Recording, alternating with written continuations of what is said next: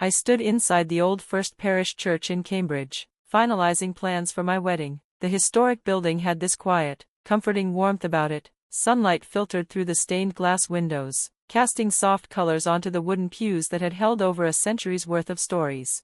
It was late May. A gentle breeze stirred the blooming azaleas outside in the garden. In New England, this was the perfect time for weddings. The sound of the pipe organ echoed through the church, and it filled me with a sense of peace and purpose.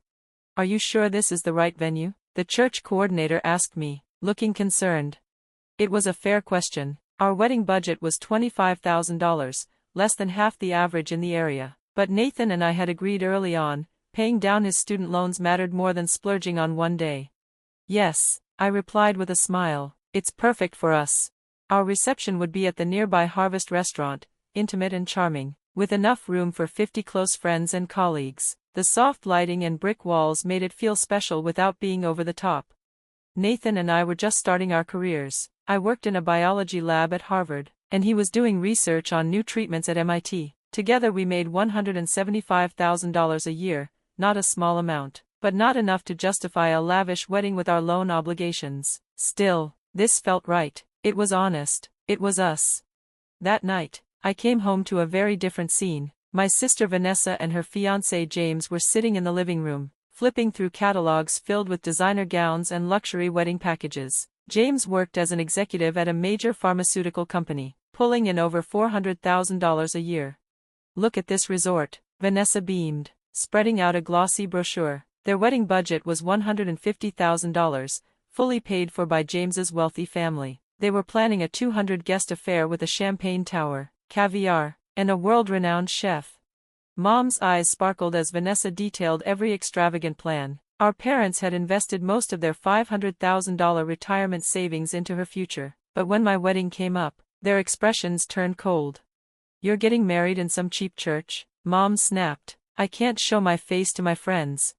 Vanessa gave me that same smug look I'd known since we were kids. "I'll go to Vanessa's wedding," Mom said, "but I won't come to yours." Dad didn't say a word, he just nodded. It had always been this way. Vanessa was the golden child, pretty, popular, the daughter they had always dreamed of. I had taken a quieter path, one of science and quiet ambition. Fighting back tears, I stepped outside and called Nathan. Hearing his voice calmed me. "It's okay, Olivia," he said gently, "we have our own kind of happiness. Even if your family doesn't understand, 50 people who love us will be there, that's what matters." He was right. Our wedding wouldn't be grand, but it would be meaningful. That was enough for me. On our wedding day, the sky was crystal clear. The sun bathed the red brick walls of the church in soft light, and the garden was in full bloom. The azaleas danced in the breeze, their petals like nature's confetti. My best friends Sarah and my lab colleagues came early to help set up. They arranged fresh flowers, roses, baby's breath, and spring blooms on the tables. It wasn't luxurious, but it was beautiful. Sarah gave me a warm smile as she adjusted my veil, an antique lace piece from my grandmother. My dress wasn't a designer label, but with that veil, it felt like magic. "Will your mom or sister be here?" Emily asked softly as she helped me dress. I shook my head. "No, they're not coming." When the music began, I took a deep breath and stepped into the aisle. About 50 guests turned to smile at me, lab friends, old college buddies, Nathan's family. No massive crowd, but everyone there genuinely cared about us. At the altar, Nathan stood with tears in his eyes.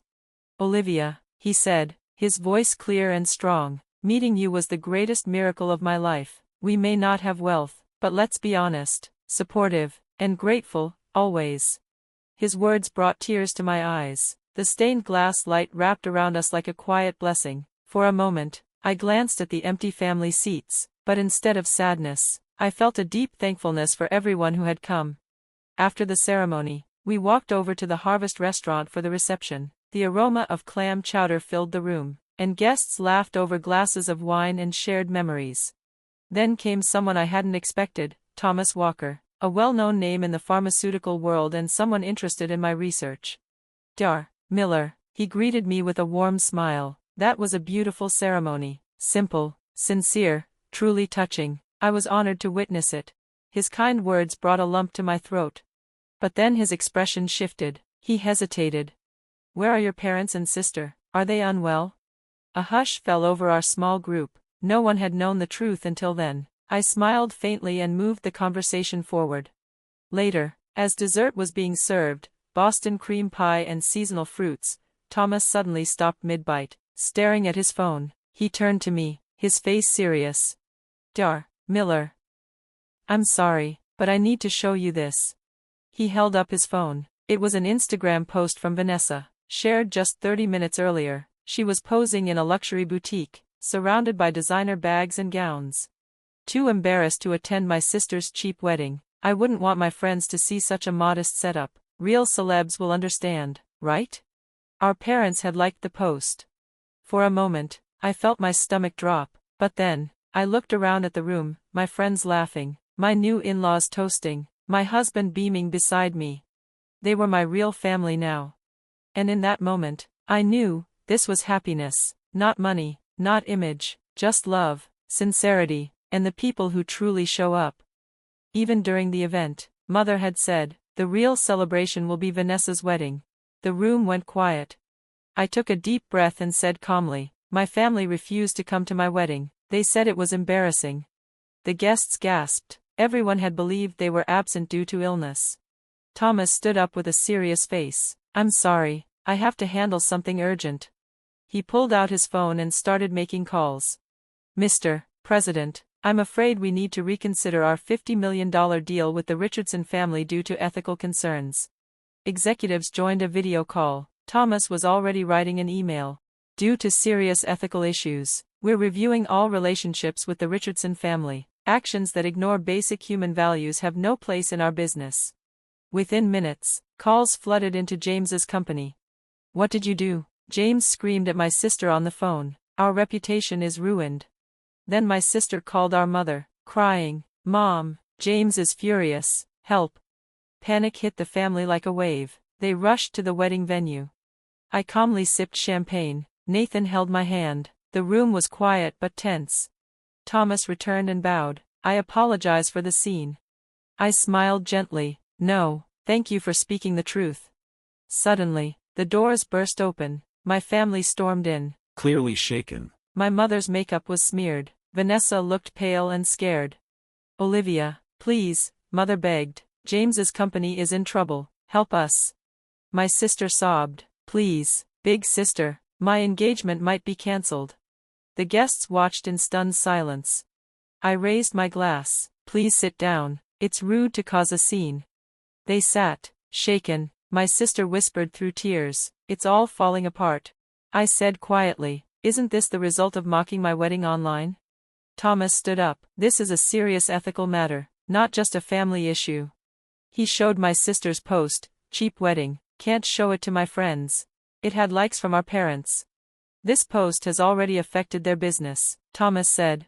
My sister tried to speak, but I cut in. Vanessa, be quiet. She fell silent. I continued, you couldn't support me as family, now you want help? I tasted my dessert slowly. How can anyone trust people who act like this? But we're family, my sister said weakly. I looked at her. Family? A few hours ago, you thought my wedding was beneath you. She broke down, sobbing. Thomas spoke again. To fix this, you'll need to publicly apologize, explain the full story, and complete ethics training. Even then, trust won't come back overnight. Their faces turned pale. Then Nathan stood and spoke firmly. Value isn't about money or status. It's about kindness, love, and respect. He placed his hand on my shoulder. This cheap wedding is filled with real blessings. That's priceless. The guests nodded. My parents and sister finally cried, not from pride or shame, but real regret.